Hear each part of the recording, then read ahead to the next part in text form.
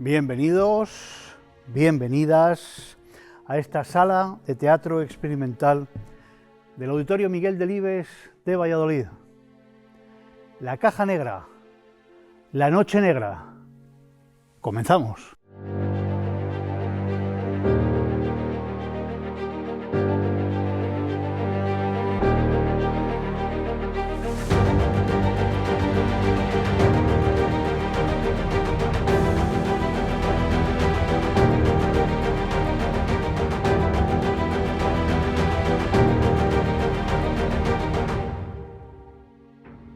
Quien a estas alturas no sepa lo que es la Caja Negra y no sepa qué es la Noche Negra en Castilla y León Televisión, es delito. Pero quien no sepa quién es Quim Quartet, esté ya a la cárcel. Vamos a empezar el programa de hoy con un tema, Autumn Leaves, que es una auténtica maravilla, una obra de arte. Si los podéis ver en directo, os lo recomiendo de corazón.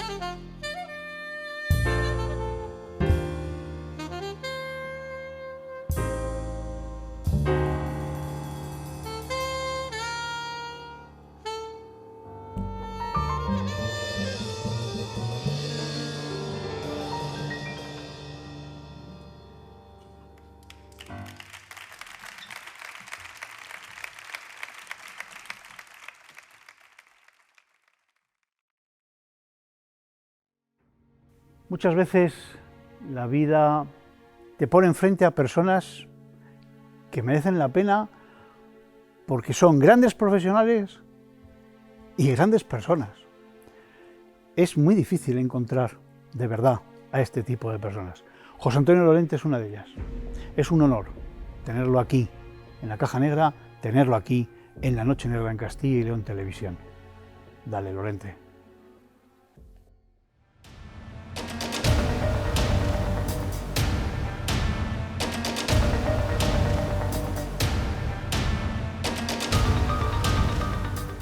Muy buenas tardes a todos, señoras y señores, a todos los aquí presentes, queridos amigos.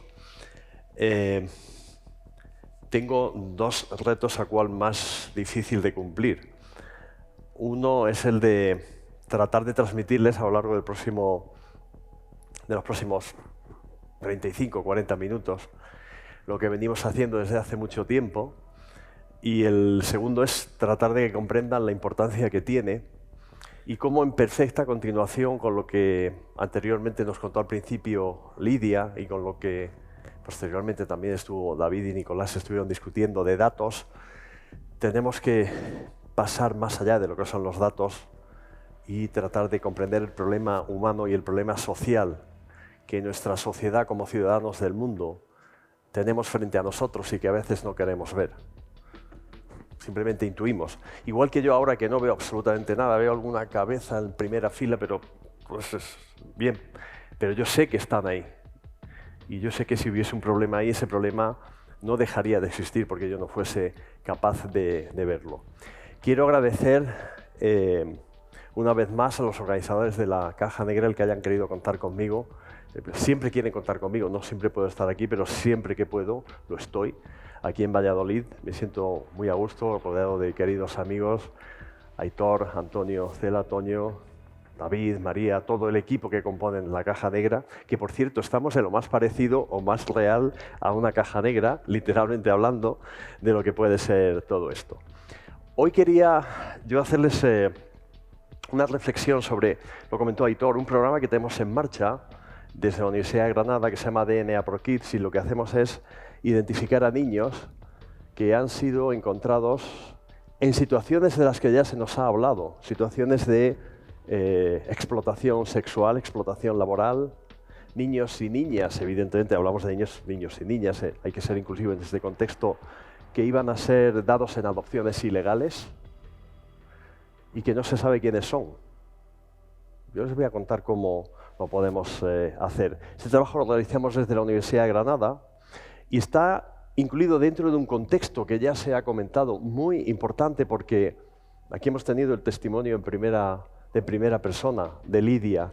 Estamos enfrentándonos en casi un 70% de las ocasiones, como decía Nicolás, a redes de crimen organizado. No son, en la gran mayoría de las ocasiones, situaciones puntuales. Es trata de seres humanos. Palabra que en español traducimos sistemáticamente mal, porque trata es explotación, ya se sabe, abuso, etc.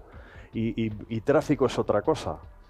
En inglés, cuando se habla de human trafficking, cuando se habla de trafficking de personas, es trata, o sea, es explotación.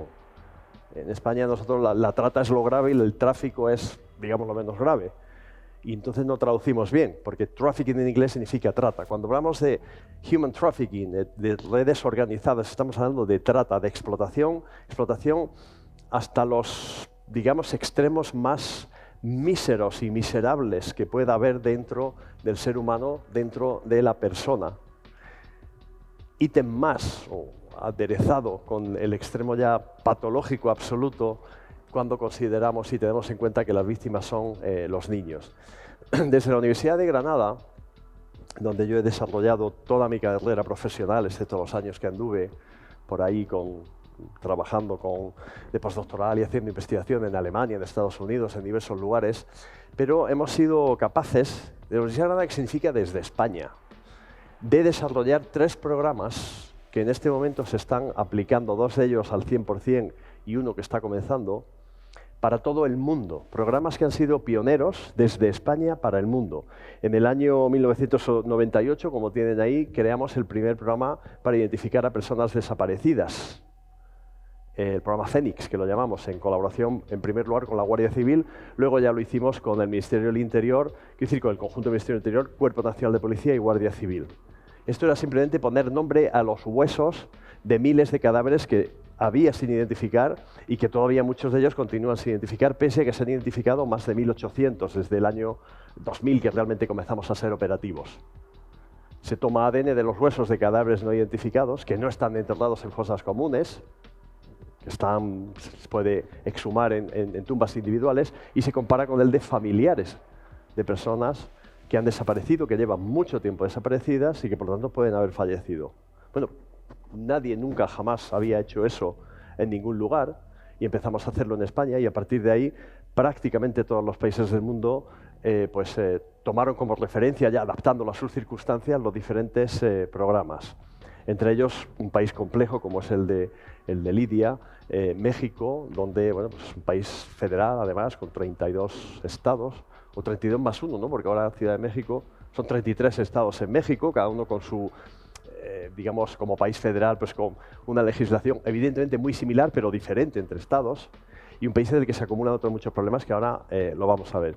En el año 2004 comenzamos a trabajar en el programa DNA Pro Kids, del cual yo esta tarde les voy a hablar básicamente, y en el año 2016 comenzamos con un programa que es DNA Pro Organs, que trata de luchar contra el tráfico de órganos. De eso les daré algunas pinceladas y me guardo el resto para ver si mis amigos me invitan el año que viene y puedo andar con ustedes por aquí, que siempre hay que dejar un poco, digamos, pendiente. Les decía, este es un trabajo del conjunto de mi equipo que publicamos en plena pandemia sobre la identificación genética contra la trata de seres humanos, centrándolo en todo lo que yo les he ido explicando y en la experiencia que hemos ido acumulando a lo largo del tiempo. Es muy importante tener rigor científico, por lo tanto, publicaciones científicas, criterios conocidos y admitidos por todos los colegas que se dedican a esto, pero también es muy importante no perder ejemplos de referencia que a veces se pueden personificar, y tenemos el honor de tener a Lidia con nosotros esta tarde, de que estamos a veces, por así decirlo, entrometiéndonos en actividades que están organizadas por bandas criminales que son o pueden ser muy violentas. Pero algo hay que hacer, porque el problema relacionado con, y ya empezamos a entrar en el tema de DNA for Kids, estos son grandes redes, no de National Geographic, tampoco es que sea una aplicación de un cierto rigor, no científico, pero sí profesional, pero bueno, son redes básicamente de tráfico de seres humanos. No están todas, evidentemente, porque existen dentro de Sudamérica también, existen en zonas de África, por aquí también existen, pero los estanes son menos conocidas.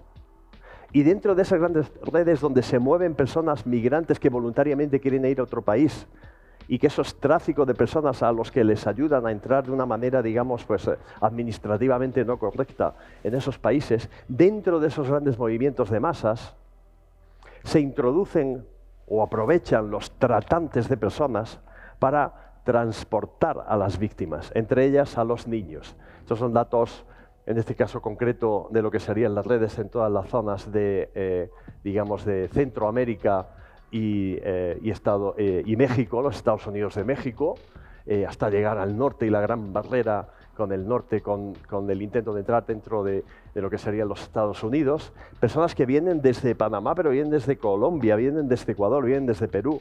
Se han detectado ya muchos casos de personas, incluidos niños, señalo aquí abajo porque que han venido desde Asia, desde Filipinas, desde países como Bangladesh, desde países como toda la zona esta de Tailandia, básicamente países más pobres o menos desarrollados que en esa zona, por ejemplo, como pueden ser Vietnam, Laos, Camboya, Myanmar, etcétera, que cruzan todo el Pacífico, desembarcan en la zona de Perú, Ecuador, y a partir de ahí inician una migración hacia el norte hasta, bueno, ahí, es esas grandes masas, en esa gran masa de movimiento, es donde se incluyen muchos casos de niños, con mapas similares. Quería poner este porque no podemos abstraernos al problema que tenemos aquí en Europa. Esto, bueno, ya saben, la famosa isla de Lampedusa, digo famosa desgraciadamente, porque es el territorio italiano muy cerca territorio italiano, por tanto Unión Europea, muy cerca de toda la costa de la zona básicamente de Túnez y de Libia, pues las redes de traficantes y tratantes intentan introducir las personas por allí, pero claro, nosotros tenemos el problema de las Islas Canarias y tenemos el problema también permanente de la zona del Estrecho de Gibraltar. Por ahí han entrado miles de personas que entrar ilegalmente en la Unión Europea pues, tampoco tiene más allá una consecuencia mucho mayor, es decir, no son personas que las mande a la cárcel, se trata de hacer algún tipo de extradición, pero muchas veces entran niños, y yo les pondré algunos ejemplos. Niños que son víctimas, estas son fotografías, yo tengo de estas muchas, pero estas son fotografías obtenidas de Internet, de grandes barcos de estos de personas que están migrando. Estos son los que, por ejemplo, los que van a Lampedusa. Ustedes saben que en España, en Canarias algunas veces llegan no tantos juntos, pero casi, pero en otras zonas pues normalmente son pateras, barquitos más pequeños, con menos gente, 20, 30, 40 personas como mucho. Y muchas veces yo he visto casos, por ejemplo en Líbano, de señoras como esta que llegan atravesando el desierto. Esto es de cuando la época de la guerra en Irak, y que dice, mire usted, esta es mi hija. Esta señora, por ejemplo, puede decir, esto me lo estoy inventando sobre la noche, pero yo he visto casos similares. Esta es mi hija, pero esta niña que hay aquí nos la encontramos llorando en medio de nuestro camino, al lado del cadáver de una persona que parecía que era su madre por cómo la llamaba, pero no sabemos nada más. Bien, pero esa niña sigue siendo una niña.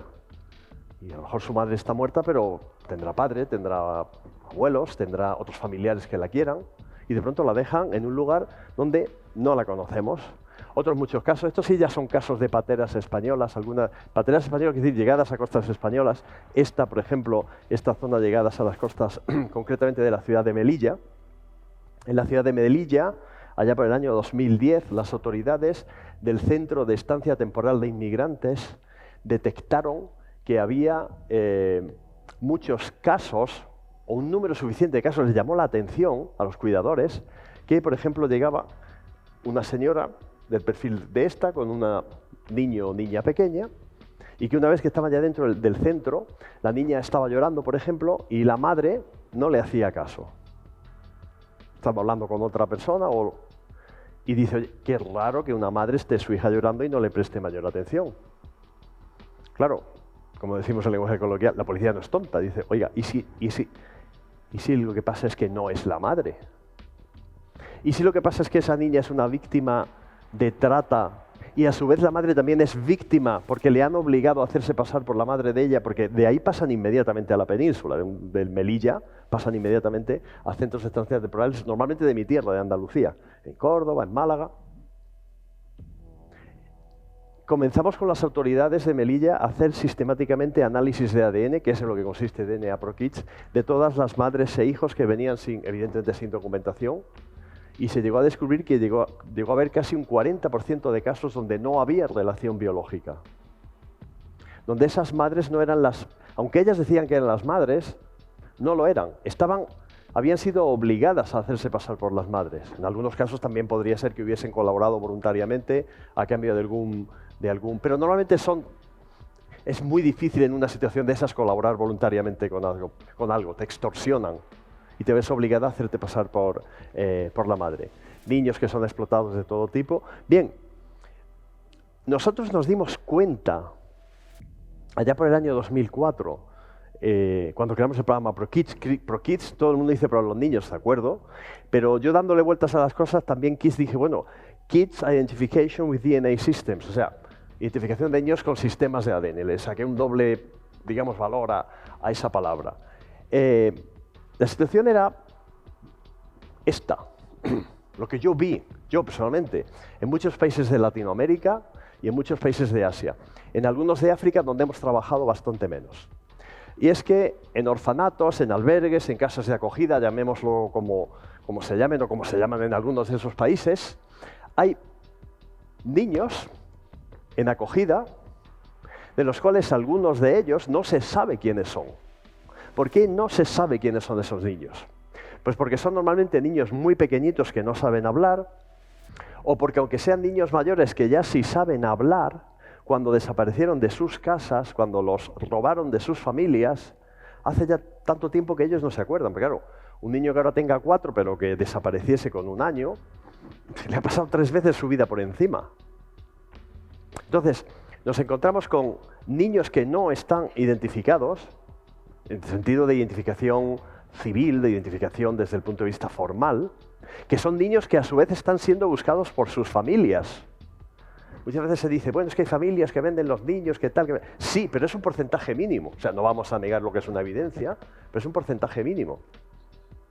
Entonces, tenemos en todos los lugares del mundo, también son fotografías, yo tengo otras fotografías, pero tan bajadas de internet, por el fenotipo se puede ver que puede ser de zonas de África, de zonas, por ejemplo, no sé, yo veo estos niños así, pensaría en algún país tipo Rusia, tipo Ucrania, a lo mejor, etcétera, pues de Latinoamérica, la zona asiática, donde hay niños perfectamente identificados y otros que no se sabe quiénes son. Niños que han sido llevados allí porque fueron encontrados por la policía como víctimas de explotación sexual, que ya se ha hablado, incluso con recién nacidos.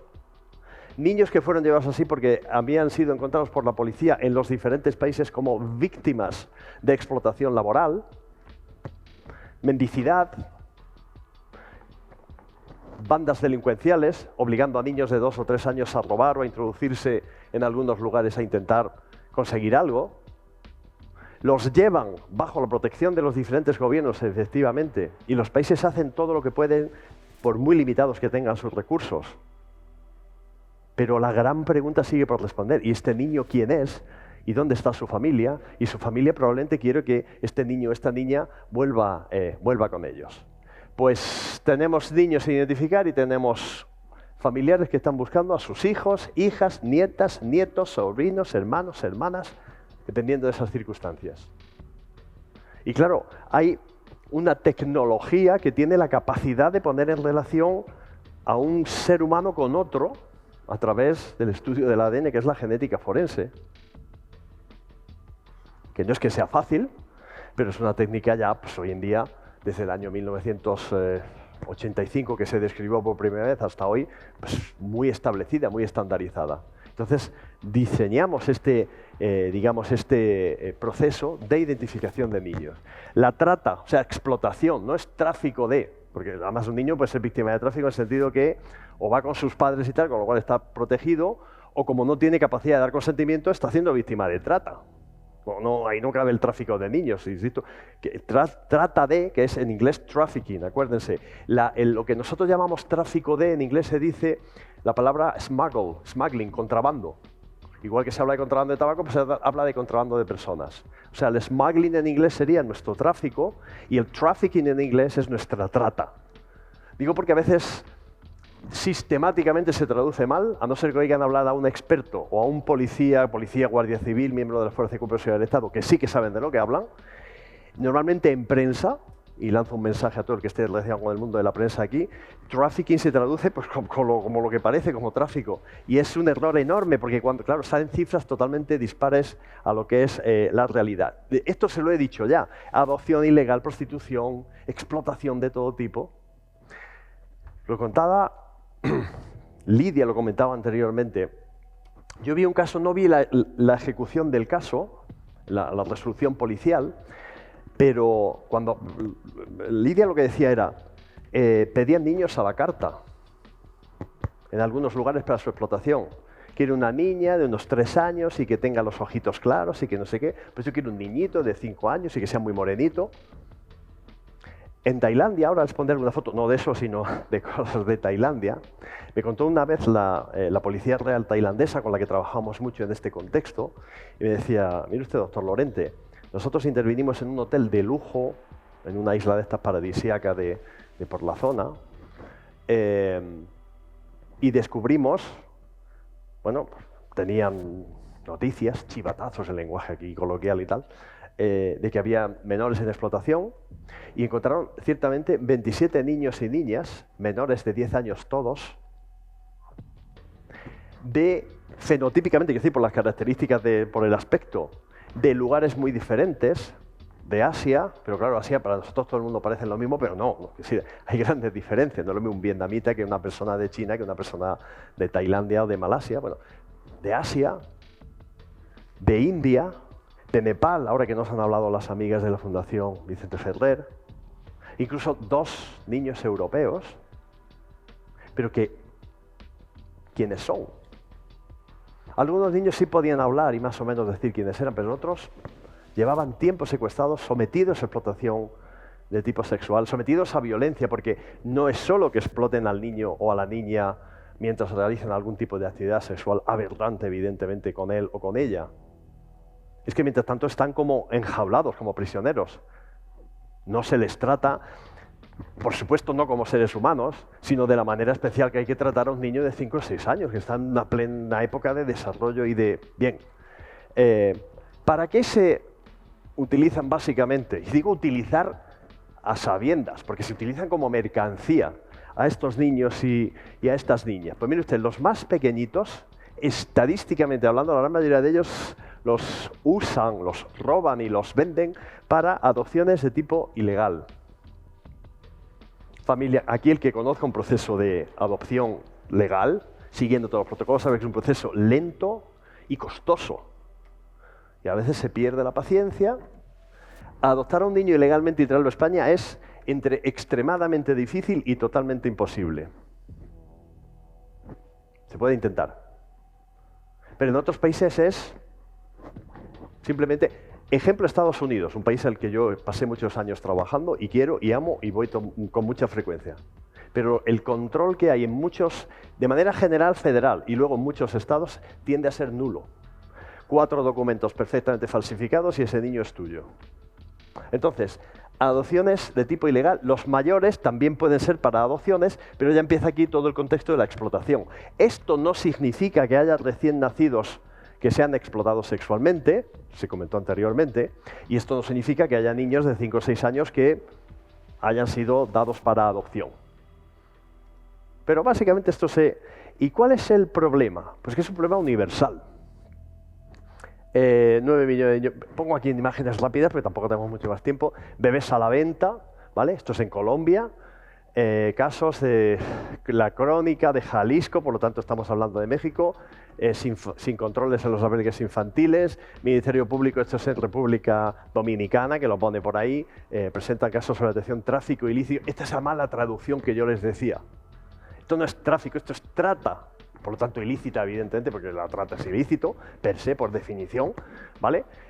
Y trata de niños y niñas menores.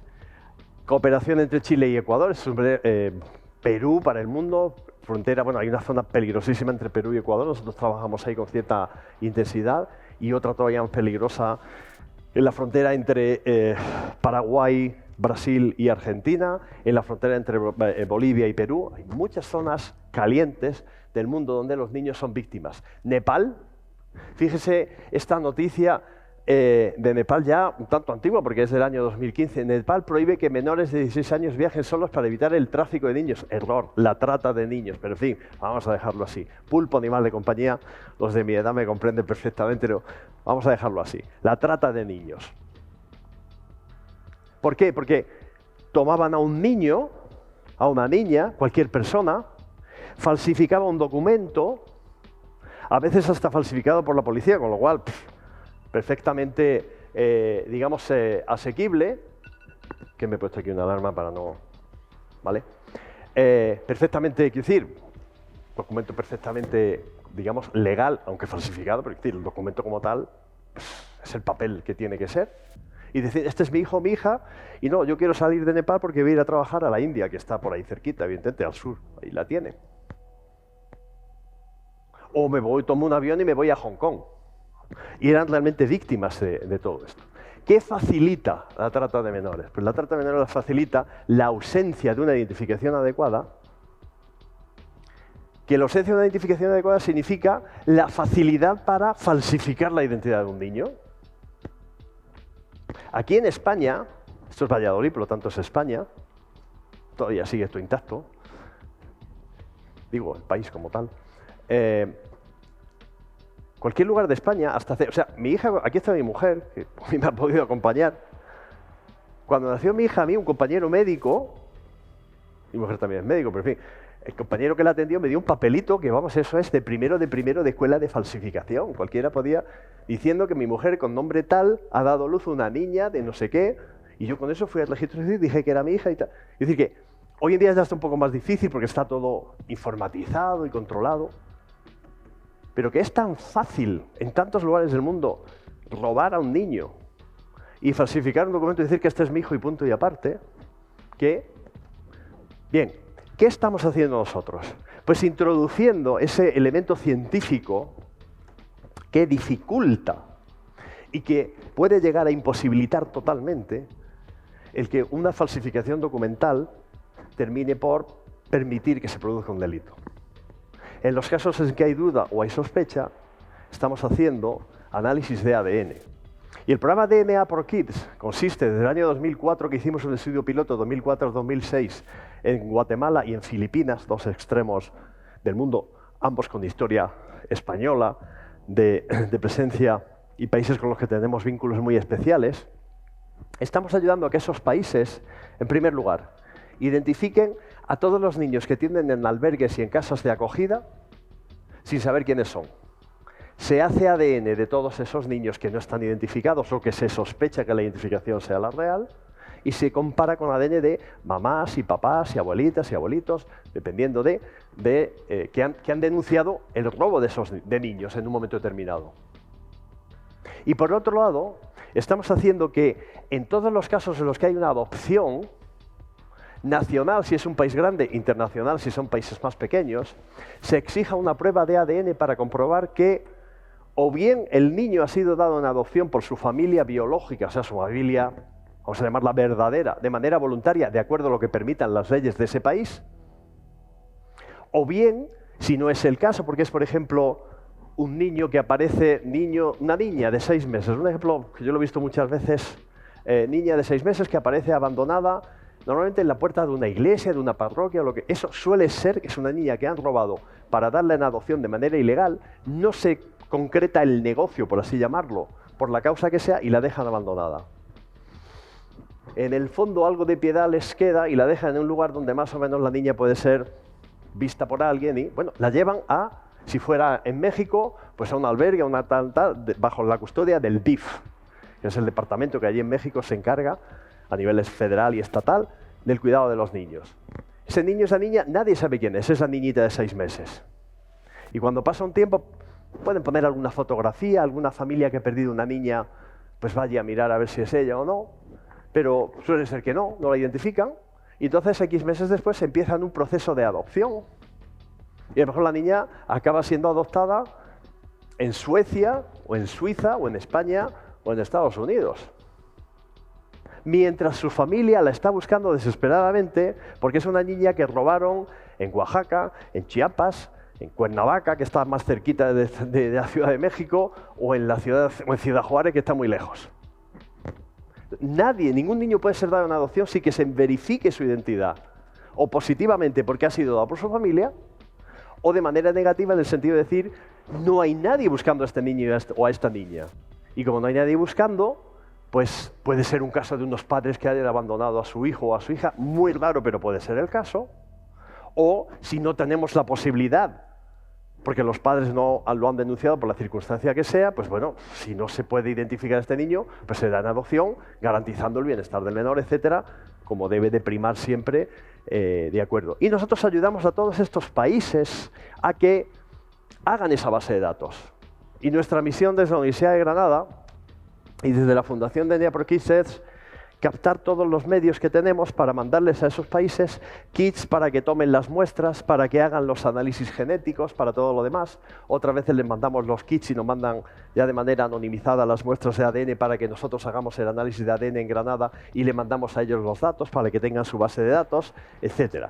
Y este es el trabajo. Esta me gusta ponerla porque siempre la ficha de toma digamos, de datos, la ficha de datos del niño y de un familiar de referencia siempre está en inglés, pero por ejemplo esta está en tailandés porque la policía tailandesa la tradujo porque trabajan mucho allí. Pues bueno, pues rellena esta ficha, se toma el dato y a partir de ahí se hacen todos los análisis con programas adecuados de identificación genética.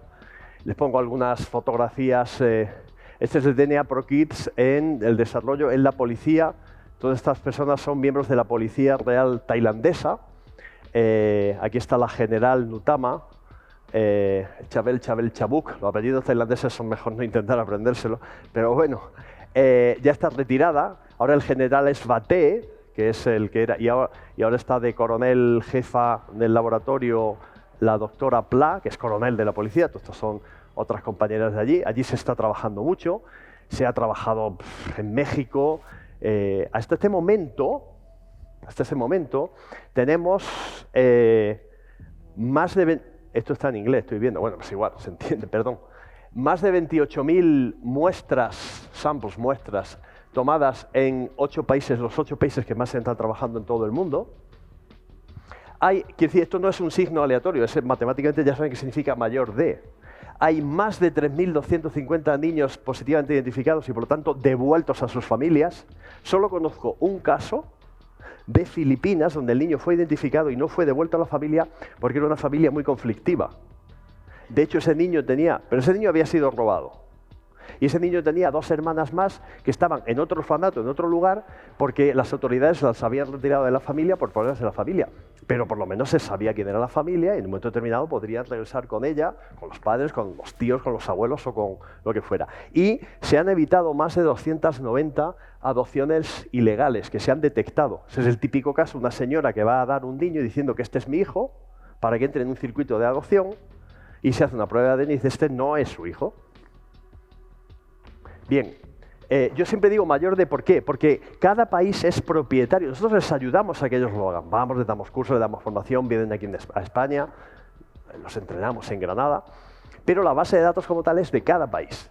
Entonces yo les pido que una vez cada 3 meses me actualicen los datos que tienen. Oiga, ¿cuántos análisis de ADN han hecho de ustedes en Tailandia? ¿Cuántos han identificado? Sí, yo voy en una hoja Excel pues sumando esos datos y por eso siempre pongo mayor de, porque estos datos últimos son de finales del mes de septiembre, del tercer trimestre, y seguro que ya hay más, ¿de acuerdo? Esto es básicamente ProKids y les dejo la perla para la próxima edición o para cuando pueda ser. Relacionado con esto, y también se mencionó anteriormente, lo mencionó Lidia, lo menciona cualquiera que sepa de este tema, y sin caer en la exageración de que, oiga, es que roban a los niños para quitarles los órganos y tal y cual, el problema del tráfico de órganos es enorme. En España tenemos la suerte de tener una Organización Nacional de Transplantes, bajo la dirección ahora de la doctora Beatriz Domínguez Gil. La alarma me vuelve a saltar otra vez diciéndome que ya tengo que parar del todo. Pero, quiero decir, en España esto funciona tan bien que a veces no somos conscientes de que en el mundo hay una gran cantidad de problemas relacionados con el tráfico de órganos. Y que los órganos tienen un precio. Esto es un dato oficial de un informe de la Organización Europea para la Seguridad de la Cooperación, de la OSCE. ¿Cuál es el precio que puede tener en China, por ejemplo, un páncreas? Pues 110.000 euros. Estas son personas aquí, con la luz a lo mejor se ve un poquito, pero estas personas tienen todas una cicatriz en esta zona. Son personas, gracias por estar pendientes de todo, o deseando que acabe, no lo sé, o las dos cosas. Estas cicatrices, estas son todas personas que han denunciado que les han robado un riñón. O bien porque han intentado negociar, le damos 10.000 euros si usted nos da un riñón, y luego no les dan nada, o bien porque literalmente los han dejado como tipo burundanga, digamos sin sentido, y cuando aparecen tienen una herida y les falta un riñón. ¿Por qué? Porque es un problema creciente el número de trasplantes y va a ser más creciente todavía, porque la medicina no hemos encontrado, me incluyo entre los médicos evidentemente, una solución a los órganos. Vean, quiero decir, a la falta de órganos. Vean, esto es lo que teóricamente es la pirámide de población en la Unión Europea. Esto no es una pirámide. O sea, yo sé poco de geometría y de cosas de estas, pero esto es más bien un rombo o un cuadrilátero. Quiero decir, en 2018 son los colores estos, digamos, intenso, y para 2050 será esto de aquí. La edad media de la población, la vida media, será muy alta. Y las personas, lo cual a mí me congratula enormemente ya por la edad que voy teniendo, es decir, no me quejo yo de esto. Pero cuanto mayor sea la edad media de la población, habrá personas que estarán perfectamente o muy bien, pero que un órgano les fallará. El riñón, el corazón, un pulmón. El cerebro también falla a veces, sí, pero bueno, ese por ahora no se puede trasplantar. Entonces, hay una demanda creciente, es conocido, trata de personas, estos son datos oficiales de Interpol, trata de personas para la extirpación de órganos. Hay redes de trata de personas para la extirpación de órganos, hay cosas que se llaman el turismo de trasplantes.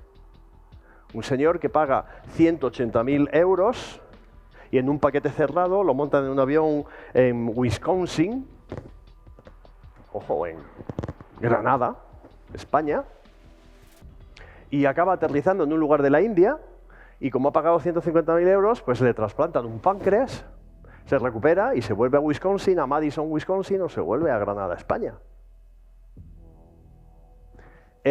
Aquí lo dejo. ¿Qué es lo que estamos haciendo? Y con esto sí que acabo ya. Hay una cosa en la que nos dimos cuenta que estaba descrita a otros efectos de estudios de rechazo, y es que el 80% de todos los trasplantes que se hacen en el mundo, aproximadamente, no vamos a entrar en detalles ni en países y tal, pero aproximadamente un 80% de todos los trasplantes legales e ilegales son de riñón. Y en una persona que ha sido trasplantada de riñón, cuando hace pipí en su orina, hay ADN de esa persona. En cualquier orina de cualquiera de nosotros hay un montón de ADN nuestro, se puede determinar con mucha facilidad.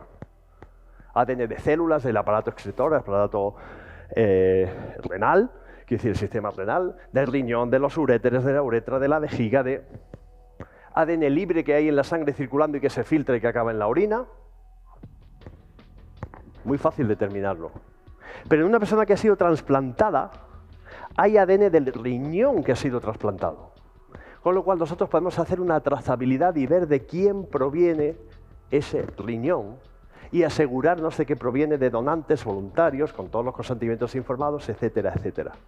Esto es el programa DNA Pro Organs, que en este momento estamos desarrollando con la Organización Nacional de Trasplantes de España y con el Consejo General de Colegios Oficiales de Médicos, la Organización Médica Colegial. Justamente esta mañana, a las 8:30, tenía yo una videoconferencia con el presidente nacional de los médicos, el doctor Tomás Cobo, y con otro colega, con el director, el equivalente a nuestra doctora Domínguez Gila, Beatriz, con el doctor Haibo Wang, que es el director de la Organización Nacional de Trasplantes de China, que vamos a ir a finales del 25 de febrero al 2 de marzo, está ya el viaje, la fecha cerrada, porque están muy interesados en poner en marcha esto para dar una trazabilidad, porque China tiene muchas acusaciones de que, tráfico de órganos y cosas de este tipo.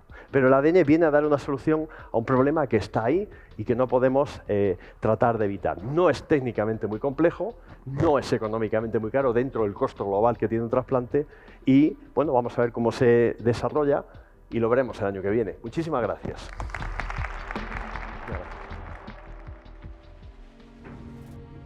Siempre es un placer y un lujo escuchar a José Antonio Lorente.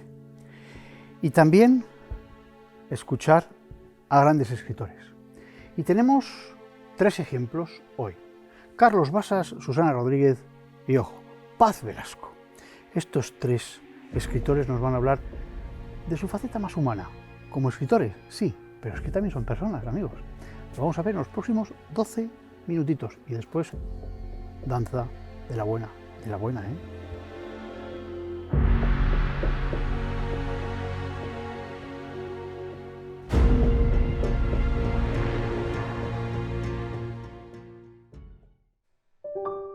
Y voy a empezar con esta frase que dice lo siguiente, y me perdonáis, leo textualmente porque ya mi cabeza no da para más. Observar un asesinato en la vida real es emocionalmente perturbador, pero contemplar un asesinato en una obra nos ofrece la oportunidad de reflexionar sobre la naturaleza de la violencia humana. Y con esta frase quiero que apliquéis lo que acabo de comentar a cualquiera de vuestras obras y, bueno, pues me la argumentéis y si estáis de acuerdo conmigo en que el hecho de describir determinadas conductas violentas, determinados comportamientos, incluso, como antes ha dicho Carlos, determinadas emociones a la hora de llevar a cabo conductas extremas, hace que el lector pueda llegar a acercarse a ese conocimiento sobre realmente quiénes somos realmente los seres humanos. A ver, yo creo que realmente en nuestra vida diaria, como decían ayer, nuestra vida es absolutamente normal, anodina y aburrida. Es decir, hacemos lentejas, trabajamos... Muy buenas, por cierto. Sí, él cocina muy bien. No sé, es normal. Entonces, nuestra pulsión, aunque pueda sonar terapéuticamente poco apropiada utilizar esta palabra, nuestra pulsión es crear ficciones violentas. A mí no hay nada que más me fascine que sentarme a pensar en la mente de quien va a cometer un crimen, de quien lo está cometiendo, pensar en lo que tiene que estar sintiendo la víctima, describir, darle voz a la víctima. La víctima suele ser la gran olvidada, es un cuerpo en cualquier sitio y ya está. Yo quiero conocer a esa víctima para que el lector conozca a esa víctima y empatice o no con esa víctima. Y pensar lo que pasa por la cabeza del investigador, sobre todo el investigador principal, en el caso de las dos últimas novelas de Marcela Piel de Lobo. Es una mujer muy resolutiva, muy decidida, que bueno, no siempre atraviesa las puertas legales, a veces toma atajos que le son útiles porque cree que si están, pues será para transitarlos. Y ella lo hace. Pero creo que conocerlo psicológicamente, dibujarlo psicológicamente, te da pie y te autoriza a hacerlos que se muevan. Es decir, tú tienes que describir su personalidad y luego ser coherente en sus actos. ¿Vale? No puedes describir a una persona atormentada y tenerla todo el día con una sonrisa en la cara. No, tendrá que ser borde, tendrá que dar malas respuestas, tendrá que preferir la soledad a la compañía. Ese tipo de cosas a mí es lo que me gusta bucear en la psicología, en la mente de los personajes, porque creo que es su traje principal. Después le pongo los adornos, ¿vale? Le pongo la ropa, le pongo la acción, le pongo tal. Pero lo principal es el carácter. Creo que nosotros somos nuestro carácter y nuestra mochila. La mochila que llevamos, Exacto. ¿vale? Forma parte de nuestro temperamento. Efectivamente. Bueno, pues somos nosotros. A nuestros personajes igual. ¿Vale? Nadie, o sea, todos nacemos blanquitos, limpios, y con el paso de los años, la vida nos va cargando la mochila, a unos más, a otros menos, unos llevan la mochila con ruedas, otros la llevan que las está tirando hacia atrás, entonces a los personajes también. En el caso de Carlos, yo no me he leído tus novelas, me las han contado, que lo sepas, pero hay 3 personajes donde realmente podemos hablar de cómo el lector puede reflexionar, además de una manera muy intimista, sobre la naturaleza de la violencia humana. Hablo, por supuesto, de Justo, hablo de Soledad y hablo de Sinántropos. 3 formas diferentes de mostrar una naturaleza humana violenta, pero a la vez una naturaleza humana completamente diferente. Es decir, son 3 formas de violencia y 3 formas personales de mostrar esa conducta que el lector... cuando a mí me impactó, realmente sabes que la que más me ha impactado es Soledad, pero tú a la hora de escribir estos 3 personajes, cuando piensas en esas conductas, en la mesa anterior han hablado de una de las más extremas, lo has hecho de una manera que cuando tú estás leyendo no tienes que cerrar el libro, es decir, cómo consigues hablar de esa crueldad, de esa conducta tan extremadamente violenta que aparece en estas 3 obras, de una manera en que el lector amablemente termine de leer la página y continúe leyendo tu novela. Vale, cuando me preguntan a qué me dedico, ¿vale? Yo respondo que describir nuestro trabajo es muy fácil. Nos dedicamos a contar historias. ¿Para qué? Contamos historias para emocionar, ¿vale? Y emocionar tiene muchas variantes. La risa, la tristeza, etcétera, pero contamos historias para describir o contar emociones a los demás, ¿no? Y las emociones relacionadas con el crimen, tanto desde el punto de vista del victimario como de la víctima, a mí me parecen tremendamente interesantes y es, como decías, en lo que intento bucear. ¿Bucear desde qué punto de vista? En algunos casos yo trato de contar qué siente el que ejerce violencia y cómo él justifica que tiene derecho a ejercer esa violencia. Porque todos hemos pasado por ahí. Todos hemos pasado por el momento de decir, es que tengo derecho a quejarme o a tal, ¿vale? Y es una emoción que todos entendemos. Todos hemos pasado más por ahí que por el otro lado de cómo nos perturba emocionalmente ser víctimas de un delito. Hemos sido víctimas de pequeñas putadas, ¿vale? Pero casi ninguno de nosotros ha sido víctima de un delito potente, ¿no? A mí me cuesta menos tratar de justificar, contar y mostrar la emoción del que ejerce la violencia que del que la sufre. Porque no he estado tantas veces ahí. Y para mí es un reto. Por eso le preguntamos a gente como Paz, que sí conoce víctimas, claro. y tratamos de decir, ¿cómo describo yo la emoción de máxima indefensión, por ejemplo, de una víctima? Y su reacción emocional de, pues, en el caso, cuando se hablaba antes de la violación de Sinándropos, o de una mujer maltratada, ¿no? Claro, yo no me puedo meter en la cabeza de alguien que incluso se puede sentir culpable por haber sido víctima de una violencia atroz, como es la violencia machista. Entonces, a mí es ese universo de las emociones y los sentimientos lo que me mueve a escribir novela negra, y para eso aprendemos de gente como tú. Pero Paz, por ejemplo, hablando de la justificación, para mí es muy curioso que todos los criminales tienen una justificación perfectamente coherente para ellos para haber cometido ese crimen. Tú los conoces, tú has estudiado esas justificaciones. ¿Esto es así? Más que justificaciones, yo lo que estudio, y es lo que he tratado de hacer en este último libro, es hablar de las motivaciones. Motivaciones, sí. Hay muchas veces que incluso, bueno, pues en los medios de comunicación, la prensa, se confunde la motivación con el móvil. Y es algo muy importante, a lo mejor desde el punto de vista de la terminología da un poco igual, pero para entender realmente el núcleo fuerte de cómo una persona cruza ese límite y llega a cometer, en caso de ficción, pues corto, una agresión como la que comete, o en alguno de tus libros, esos crímenes que investiga Marcela Piel de Lobo, tiene que haber una motivación. La motivación es la causa que lleva a una persona a cometer un acto delictivo, mientras que el móvil, que puede existir o no, motivación va a haber casi siempre, mientras que el móvil es la finalidad, qué es lo que consigo con esta conducta delictiva. ¿Qué beneficio voy a obtener yo a cambio de llevar a cabo pues, esta situación? ¿De acuerdo? Entonces, yo lo que trato no es tanto de justificar a los 12 criminales que aparecen en mi último libro, sino de tratar de entender al lector cómo la motivación, lo que siente, una emoción, una situación vivida, un trauma no superado, una carencia de herramientas de sociabilidad para poder solventar un problema de modo no agresivo o no violento, le lleva a cruzar esas líneas. Pero sí que es cierto que cuando yo leo vuestros libros, cuando los lectores ven o leen vuestros libros, también encuentran esa motivación. Corto tiene una motivación muy clara para hacer lo que hace, y Marcela Piel de Lobo, cuando coge esos atajos, también tiene una motivación que para ella es legítima, normal y lógica, legítima para llevarla a cabo. Estamos en un momento donde casi todos, bueno, yo hablo por mí, consumimos medios audiovisuales a la carta. Es decir, yo no me acuerdo, hace tiempo que no veo la televisión tradicional.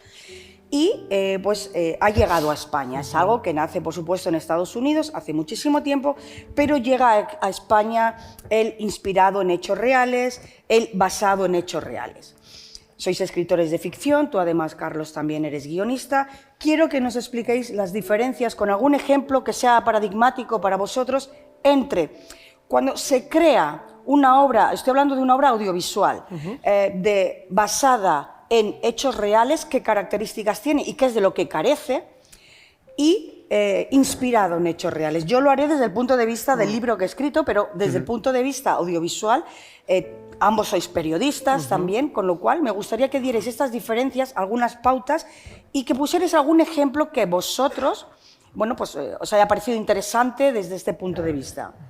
La parte audiovisual se la dejaré a Carlos. Claro. Yo puedo hablar de Exacto. en lo que a mí concierne. Yo soy periodista, he ejercido hasta que el periodismo me abandonó y todas mis novelas tienen una noticia real, un hecho real debajo. Siempre cuento el mismo caso porque además para mí fue como un flash.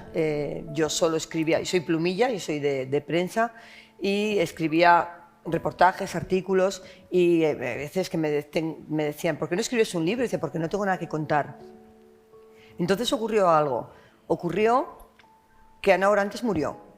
No, Ana Orantes Fue la asesinada. asesinaron. Eso es a lo que iba. Sí, Ana Orantes salió en televisión, fue la primera mujer que salió en un medio de comunicación denunciando los malos tratos. Recuerdo aquella entrevista con Irma Soriano. Fue En brutal. Canal Sur. Sí, fue estremecedora. Recuerdo hablar con mi madre de estos temas. Durante mucho tiempo, recuerdo que una semana después ella estaba muerta. Su marido la había rociado con gasolina y la había matado. Mi primera novela, Sin retorno, arranca con una mujer contemplando cómo su casa arde, cómo sabe que su marido está dentro y le da igual.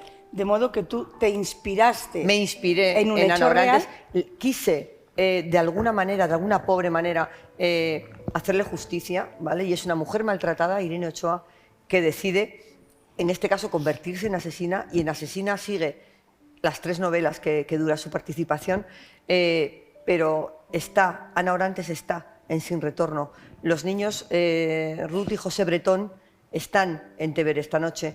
La crisis económica, el miedo a que nos desahuciaran, la gente que saltaba por las ventanas, están en Deudas del Frío. No lo puedo evitar.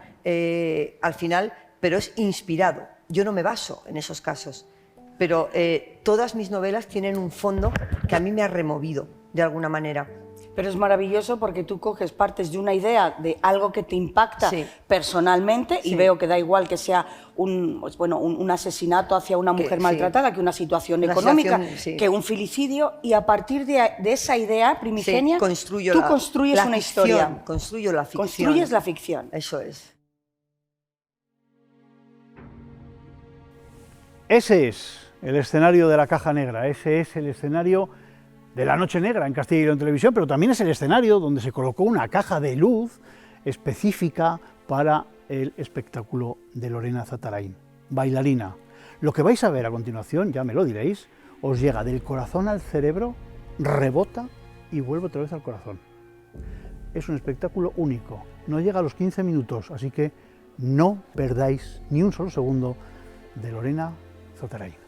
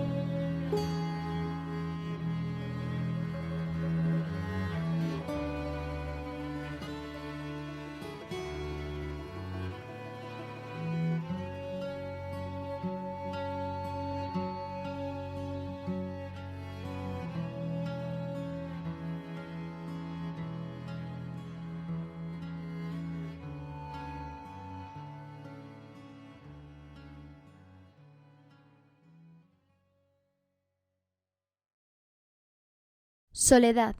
Carencia voluntaria o involuntaria de compañía, que está vinculada a los sentimientos de incomprensión, tristeza e inseguridad.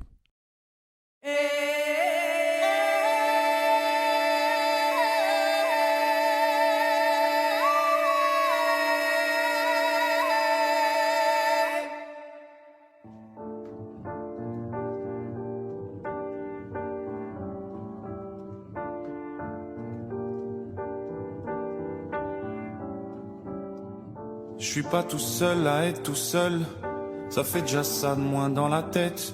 Et si je comptais combien on est? Beaucoup, tout ce à quoi j'ai déjà pensé, dire que plein d'autres y ont déjà pensé. Mais malgré tout, je me sens tout seul. Du coup,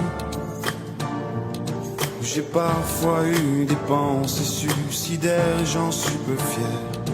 On croit parfois que c'est la seule manière de les faire taire. Ces pensées qui nous font vivre un enfer. Ces pensées qui nous font vivre un enfer.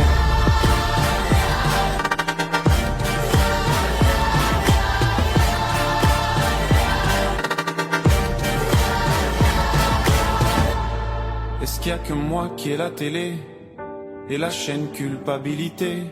Mais faut bien se changer les idées.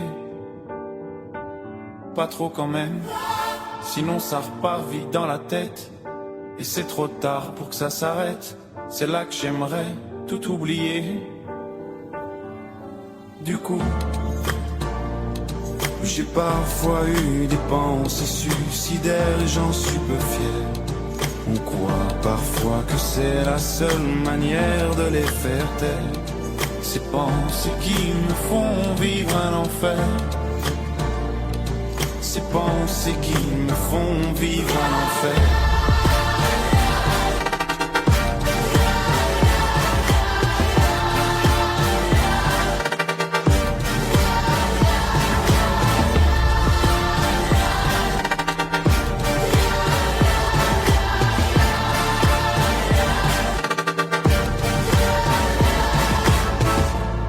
Tu sais, j'ai mûrement réfléchi. Et je sais vraiment pas quoi faire de toi. Justement réfléchir, c'est bien le problème avec toi. Tu sais, j'ai mûrement réfléchi. Et je sais vraiment pas quoi faire de toi. Justement réfléchir, c'est bien le problème avec toi.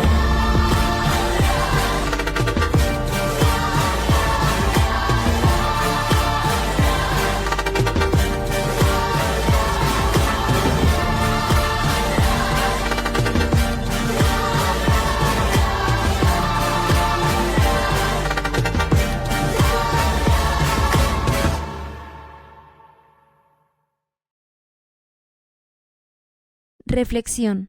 Pensamiento o consideración de algo con atención y detenimiento para estudiarlo o comprenderlo bien.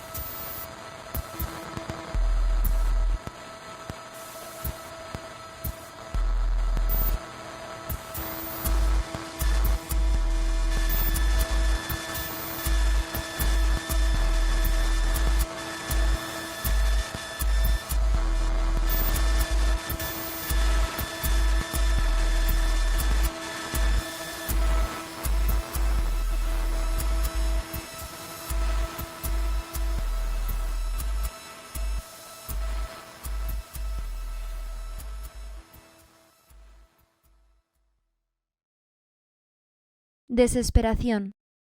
Pérdida de la paciencia, esperanza o de la tranquilidad de ánimo, causada generalmente por la consideración de un mal irreparable o por la impotencia de lograr éxito.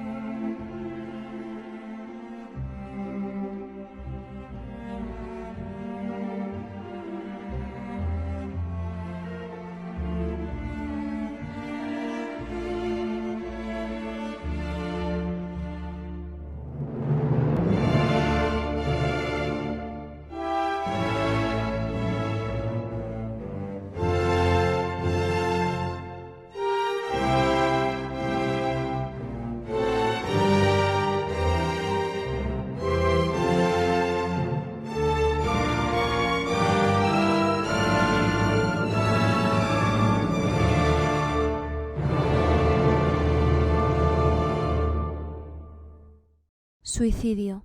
Acto voluntario por el que una persona pone fin a su existencia. Esas luces se apagarán en breve porque se acaba el tercero de los capítulos de La Noche Negra, de La Caja Negra. Pero en el próximo capítulo, en el número 4, Memorias de un escualo, en este escenario vamos a poder ver a Fernando Cayo, actor vallisoletano que conoceréis todos, a Concertango, un grupo de cámara, y a Paz Velasco, a la que acabáis de ver hace unos minutos. Ellos se van a intentar meter entre todos en la mente del criminal, en la mente que hemos comparado con un escualo, con texto original de Antonio Cera. Nos vemos la próxima semana. Muchísimas gracias por haber estado ahí. Adiós.